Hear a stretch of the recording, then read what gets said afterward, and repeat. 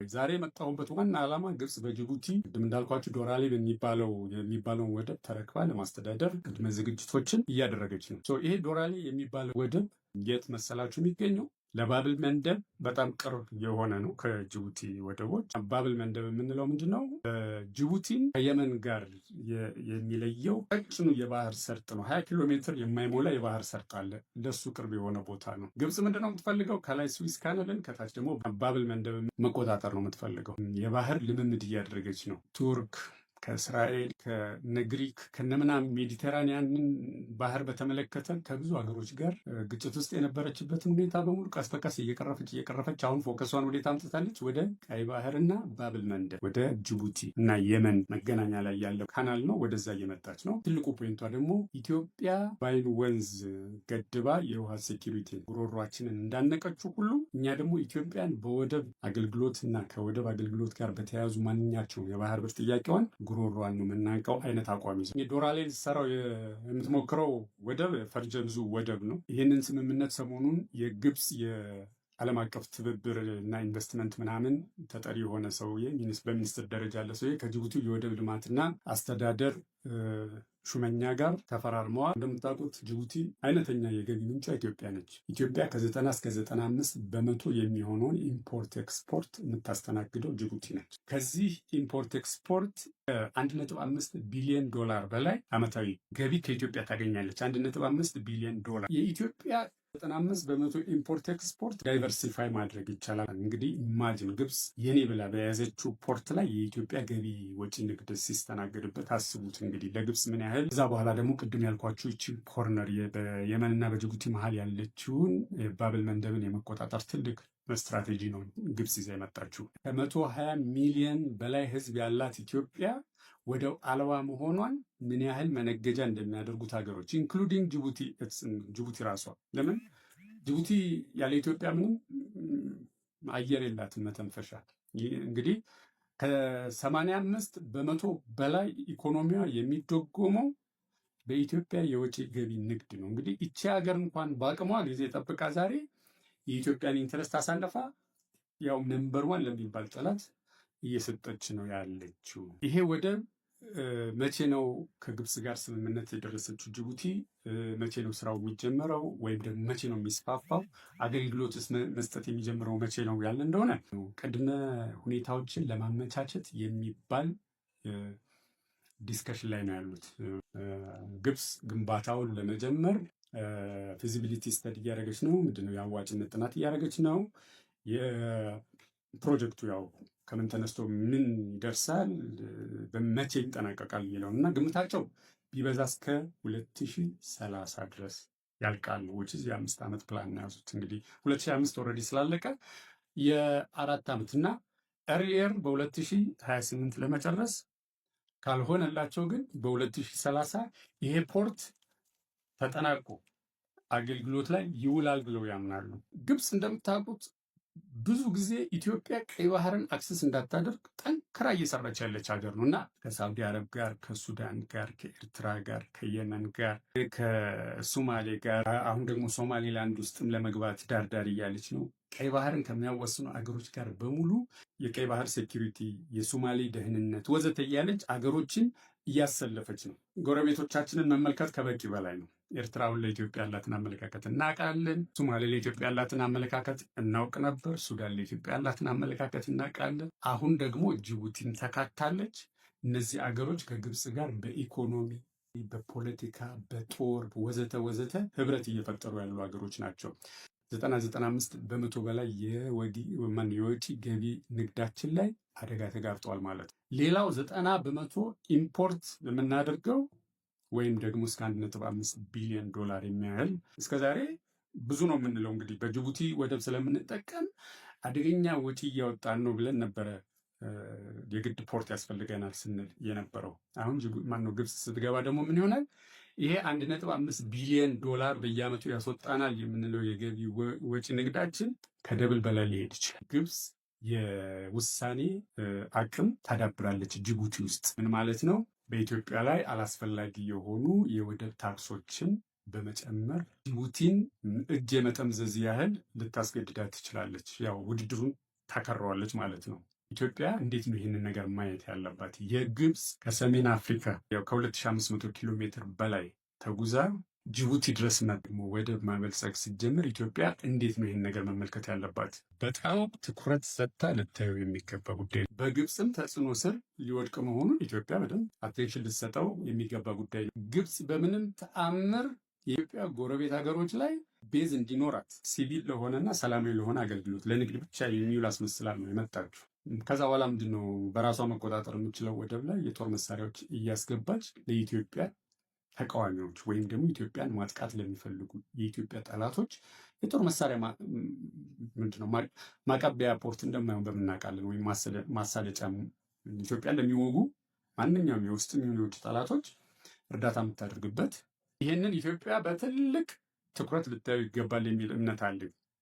የኢጅፕት ይሄ ኢንሰርክልመንት ስትራቴጂ ዙሪያውን የመክበብ ስትራቴጂ ኢትዮጵያን ዙሪያዋን በጠላቶች የመክበብ ስትራቴጂ ቅድም እንዳልኳችሁ ከ1970ዎቹ ጀምሮ ሲንከባለል የመጣ የግብፅ አጀንዳ ነው። መቼም ቢሆን የማይቀየር አጀንዳ ነው። ስለዚህ ለማይቀየረው የግብፅ አጀንዳ ኢትዮጵያ የማይቀየር ግብረ መልስ ማድረግ አለበት። አካባቢውን ንግድ የማዛባት የአካባቢውን ማለት የምስራቅ አፍሪካን ንግድ የማዛባት ከፍተኛ ሚና ይኖረዋል። ይሄ የግብፅ ጅቡቲ ውስጥ ፖርት አስተዳደር ውስጥ መግባቷ የምስራቅ አፍሪካን ኢኮኖሚካል ኤኮሲስተም እስከዛሬ ድረስ ሰላም የነበረው ይሄ የገቢ ወጪ ንግዶች የማዛባት ወይም ደግሞ የመደራደር አቅማችንን ያደክምብናል።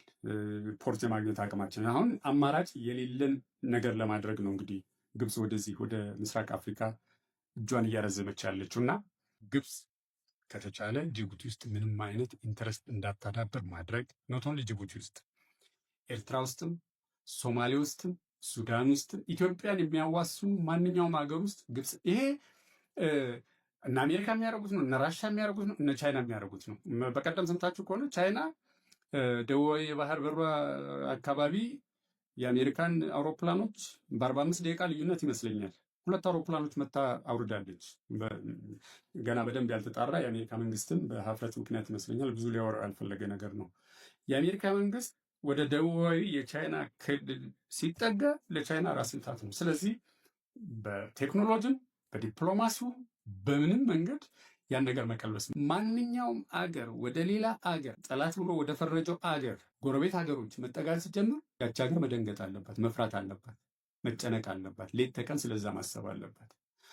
ኢትዮጵያ ግብፅ ወደ ማንኛውም አጎራባች አገሯ ስትመጣ ወደ ኤርትራ፣ ወደ ሶማሊያ፣ ወደ ሁሉንም አማራጮች የመጠቀም መብትም ግዴታም አለባት። ዛሬ የመጣሁበት ዋና ዓላማ ግብፅ በጅቡቲ ቅድም እንዳልኳችሁ ዶራሌ የሚባለውን ወደብ ተረክባ ለማስተዳደር ቅድመ ዝግጅቶችን እያደረገች ነው። ይሄ ዶራሌ የሚባለው ወደብ የት መሰላችሁ የሚገኘው? ለባብል መንደብ በጣም ቅርብ የሆነ ነው ከጅቡቲ ወደቦች። ባብል መንደብ የምንለው ምንድን ነው? ጅቡቲን ከየመን ጋር የሚለየው ቀጭኑ የባህር ሰርጥ ነው። 20 ኪሎ ሜትር የማይሞላ የባህር ሰርጥ አለ። ለሱ ቅርብ የሆነ ቦታ ነው። ግብፅ ምንድነው የምትፈልገው? ከላይ ስዊዝ ካናልን ከታች ደግሞ ባብል መንደብ መቆጣጠር ነው የምትፈልገው። የባህር ልምምድ እያደረገች ነው። ቱርክ ከእስራኤል ከግሪክ ከነምናምን ሜዲተራኒያንን ባህር በተመለከተ ከብዙ ሀገሮች ጋር ግጭት ውስጥ የነበረችበትን ሁኔታ በሙሉ ቀስ በቀስ እየቀረፈች አሁን ፎከሷን ወዴት አምጥታለች? ወደ ቀይ ባህርና ባብል መንደብ ወደ ጅቡቲ እና የመን መገናኛ ላይ ያለው ካናል ነው። ወደዛ እየመጣች ነው። ትልቁ ፖይንቷ ደግሞ ኢትዮጵያ ባይን ወንዝ ገድባ የውሃ ሴኪሪቲ ጉሮሯችንን እንዳነቀችው ሁሉ እኛ ደግሞ ኢትዮጵያን በወደብ አገልግሎትና ከወደብ አገልግሎት ጋር በተያያዙ ማንኛቸውም የባህር በር ጥያቄዋን ጉሮሯን ነው የምናንቀው አይነት አቋም ይዘው ዶራሌ ልትሰራው የምትሞክረው ወደብ ፈርጀ ብዙ ወደብ ነው። ይህንን ስምምነት ሰሞኑን የግብፅ የዓለም አቀፍ ትብብር እና ኢንቨስትመንት ምናምን ተጠሪ የሆነ ሰውዬ በሚኒስትር ደረጃ ያለ ሰውዬ ከጅቡቲ የወደብ ልማትና አስተዳደር ሹመኛ ጋር ተፈራርመዋል። እንደምታውቁት ጅቡቲ አይነተኛ የገቢ ምንጯ ኢትዮጵያ ነች። ኢትዮጵያ ከ90 እስከ 95 በመቶ የሚሆነውን ኢምፖርት ኤክስፖርት የምታስተናግደው ጅቡቲ ነች። ከዚህ ኢምፖርት ኤክስፖርት 1.5 ቢሊዮን ዶላር በላይ ዓመታዊ ገቢ ከኢትዮጵያ ታገኛለች። 1.5 ቢሊዮን ዶላር የኢትዮጵያ 95 በመቶ ኢምፖርት ኤክስፖርት ዳይቨርሲፋይ ማድረግ ይቻላል። እንግዲህ ኢማጂን ግብፅ የኔ ብላ በያዘችው ፖርት ላይ የኢትዮጵያ ገቢ ወጪ ንግድ ሲስተናገድበት አስቡት እንግዲህ ለግብፅ ምን ያህል። እዛ በኋላ ደግሞ ቅድም ያልኳችሁ ይቺ ኮርነር በየመንና በጅቡቲ መሀል ያለችውን ባብል መንደብን የመቆጣጠር ትልቅ ስትራቴጂ ነው ግብፅ ይዛ የመጣችው። ከ120 ሚሊዮን በላይ ህዝብ ያላት ኢትዮጵያ ወደብ አልባ መሆኗን ምን ያህል መነገጃ እንደሚያደርጉት ሀገሮች ኢንክሉዲንግ ጅቡቲ ራሷ። ለምን ጅቡቲ ያለ ኢትዮጵያ ምንም አየር የላትም መተንፈሻ። እንግዲህ ከ85 በመቶ በላይ ኢኮኖሚዋ የሚደጎመው በኢትዮጵያ የወጪ ገቢ ንግድ ነው። እንግዲህ ይቺ ሀገር እንኳን በአቅሟ ጊዜ ጠብቃ ዛሬ የኢትዮጵያን ኢንተረስት አሳልፋ ያው ነምበር ዋን ለሚባል ጠላት እየሰጠች ነው ያለችው። ይሄ ወደብ መቼ ነው ከግብፅ ጋር ስምምነት የደረሰችው ጅቡቲ? መቼ ነው ስራው የሚጀመረው? ወይም ደግሞ መቼ ነው የሚስፋፋው? አገልግሎትስ መስጠት የሚጀምረው መቼ ነው ያለ እንደሆነ ቅድመ ሁኔታዎችን ለማመቻቸት የሚባል ዲስከሽን ላይ ነው ያሉት።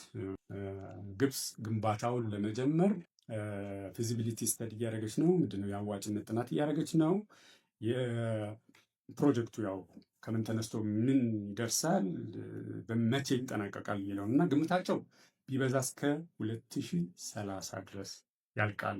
የ5 ዓመት ፕላን ነው ያዙት። እንግዲህ 2005 ኦልሬዲ ስላለቀ የ4 ዓመት እና ኤርሊየር በ2028 ለመጨረስ ካልሆነላቸው ግን በ2030 ይሄ ፖርት ተጠናቆ አገልግሎት ላይ ይውላል ብለው ያምናሉ። ግብፅ እንደምታውቁት ብዙ ጊዜ ኢትዮጵያ ቀይ ባህርን አክሰስ እንዳታደርግ ጠንክራ እየሰራች ያለች ሀገር ነው እና ከሳውዲ አረብ ጋር፣ ከሱዳን ጋር፣ ከኤርትራ ጋር፣ ከየመን ጋር፣ ከሶማሌ ጋር አሁን ደግሞ ሶማሌላንድ ውስጥም ለመግባት ዳርዳር እያለች ነው። ቀይ ባህርን ከሚያወስኑ አገሮች ጋር በሙሉ የቀይ ባህር ሴኪሪቲ፣ የሶማሌ ደህንነት ወዘተ እያለች አገሮችን እያሰለፈች ነው። ጎረቤቶቻችንን መመልከት ከበቂ በላይ ነው። ኤርትራውን ለኢትዮጵያ ያላትን አመለካከት እናውቃለን። ሶማሌ ለኢትዮጵያ ያላትን አመለካከት እናውቅ ነበር። ሱዳን ለኢትዮጵያ ያላትን አመለካከት እናውቃለን። አሁን ደግሞ ጅቡቲን ተካታለች። እነዚህ አገሮች ከግብፅ ጋር በኢኮኖሚ፣ በፖለቲካ፣ በጦር ወዘተ ወዘተ ህብረት እየፈጠሩ ያሉ ሀገሮች ናቸው። 95 በመቶ በላይ የወጪ ገቢ ንግዳችን ላይ አደጋ ተጋርጧል ማለት ነው። ሌላው 90 በመቶ ኢምፖርት የምናደርገው ወይም ደግሞ እስከ 1.5 ቢሊዮን ዶላር የሚያህል እስከዛሬ ብዙ ነው የምንለው እንግዲህ በጅቡቲ ወደብ ስለምንጠቀም አደገኛ ወጪ እያወጣን ነው ብለን ነበረ የግድ ፖርት ያስፈልገናል ስንል የነበረው። አሁን ግብፅ ስትገባ ደግሞ ምን ይሆናል? ይሄ 1.5 ቢሊዮን ዶላር በየዓመቱ ያስወጣናል የምንለው የገቢ ወጪ ንግዳችን ከደብል በላይ ሊሄድ ይችላል። ግብፅ የውሳኔ አቅም ታዳብራለች ጅቡቲ ውስጥ። ምን ማለት ነው?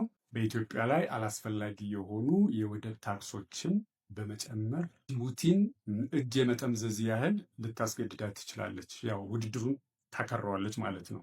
ኢትዮጵያ እንዴት ነው ይህንን ነገር ማየት ያለባት? የግብፅ ከሰሜን አፍሪካ ያው ከ2500 ኪሎ ሜትር በላይ ተጉዛ ጅቡቲ ድረስ ደግሞ ወደብ ማበልጸግ ሲጀምር ኢትዮጵያ እንዴት ነው ይህን ነገር መመልከት ያለባት? በጣም ትኩረት ሰጥታ ልታየው የሚገባ ጉዳይ ነው። በግብፅም ተጽዕኖ ስር ሊወድቅ መሆኑን ኢትዮጵያ በደንብ አቴንሽን ልትሰጠው የሚገባ ጉዳይ ነው። ግብፅ በምንም ተአምር የኢትዮጵያ ጎረቤት ሀገሮች ላይ ቤዝ እንዲኖራት ሲቪል ለሆነና ሰላማዊ ለሆነ አገልግሎት ለንግድ ብቻ የሚውል አስመስላል ነው የመጣችው። ከዛ በኋላ ምንድን ነው በራሷ መቆጣጠር የምችለው ወደብ ላይ የጦር መሳሪያዎች እያስገባች ለኢትዮጵያ ተቃዋሚዎች ወይም ደግሞ ኢትዮጵያን ማጥቃት ለሚፈልጉ የኢትዮጵያ ጠላቶች የጦር መሳሪያ ምንድነው ማቀበያ ፖርት እንደማይሆን በምናውቃለን። ወይም ማሳለጫ ኢትዮጵያን ለሚወጉ ማንኛውም የውስጥም ይሁን የውጭ ጠላቶች እርዳታ የምታደርግበት። ይህንን ኢትዮጵያ በትልቅ ትኩረት ልታዩ ይገባል የሚል እምነት አለኝ። የኢጅፕት ይሄ ኢንሰርክልመንት ስትራቴጂ፣ ዙሪያውን የመክበብ ስትራቴጂ፣ ኢትዮጵያን ዙሪያዋን በጠላቶች የመክበብ ስትራቴጂ ቅድም እንዳልኳችሁ ከ1970ዎቹ ጀምሮ ሲንከባለል የመጣ የግብፅ አጀንዳ ነው። መቼም ቢሆን የማይቀየር አጀንዳ ነው። ስለዚህ ለማይቀየረው የግብፅ አጀንዳ ኢትዮጵያ የማይቀየር ግብረ መልስ ማድረግ አለበት። አካባቢውን ንግድ የማዛባት የአካባቢውን ማለት የምስራቅ አፍሪካን ንግድ የማዛባት ከፍተኛ ሚና ይኖረዋል። ይሄ የግብፅ ጅቡቲ ውስጥ ፖርት አስተዳደር ውስጥ መግባቷ የምስራቅ አፍሪካን ኢኮኖሚካል ኤኮሲስተም እስከዛሬ ድረስ ሰላም የነበረው ነው ይሄ የገቢ ወጪ ንግዶች የማዛባት ወይም ደግሞ የመደራደር አቅማችንን ያደክምብናል። ፖርት የማግኘት አቅማችንን አሁን አማራጭ የሌለን ነገር ለማድረግ ነው እንግዲህ ግብፅ ወደዚህ ወደ ምስራቅ አፍሪካ እጇን እያረዘመች ያለችው እና ግብፅ ከተቻለ ጅቡቲ ውስጥ ምንም አይነት ኢንተረስት እንዳታዳበር ማድረግ ኖት ኦንሊ ጅቡቲ ውስጥ፣ ኤርትራ ውስጥም፣ ሶማሌ ውስጥም፣ ሱዳን ውስጥም ኢትዮጵያን የሚያዋስኑ ማንኛውም ሀገር ውስጥ ግብፅ ይሄ እነ አሜሪካ የሚያደርጉት ነው፣ እነ ራሻ የሚያደርጉት ነው፣ እነ ቻይና የሚያደርጉት ነው። በቀደም ሰምታችሁ ከሆነ ቻይና ደቡባዊ የባህር በሯ አካባቢ የአሜሪካን አውሮፕላኖች በ45 ደቂቃ ልዩነት ይመስለኛል 2 አውሮፕላኖች መታ አውርዳለች። ገና በደንብ ያልተጣራ የአሜሪካ መንግስትም በሀፍረት ምክንያት ይመስለኛል ብዙ ሊያወራ ያልፈለገ ነገር ነው። የአሜሪካ መንግስት ወደ ደቡባዊ የቻይና ክልል ሲጠጋ ለቻይና ራስ ምታት ነው። ስለዚህ በቴክኖሎጂም በዲፕሎማሲው በምንም መንገድ ያን ነገር መቀልበስ ማንኛውም አገር ወደ ሌላ አገር ጠላት ብሎ ወደ ፈረጀው አገር ጎረቤት ሀገሮች መጠጋት ሲጀምር ያቺ ሀገር መደንገጥ አለባት፣ መፍራት አለባት፣ መጨነቅ አለባት፣ ሌት ተቀን ስለዛ ማሰብ አለባት። ኢትዮጵያ ግብፅ ወደ ማንኛውም አጎራባች አገሯ ስትመጣ ወደ ኤርትራ፣ ወደ ሶማሊያ፣ ወደ ሁሉንም አማራጮች የመጠቀም መብትም ግዴታም አለባት።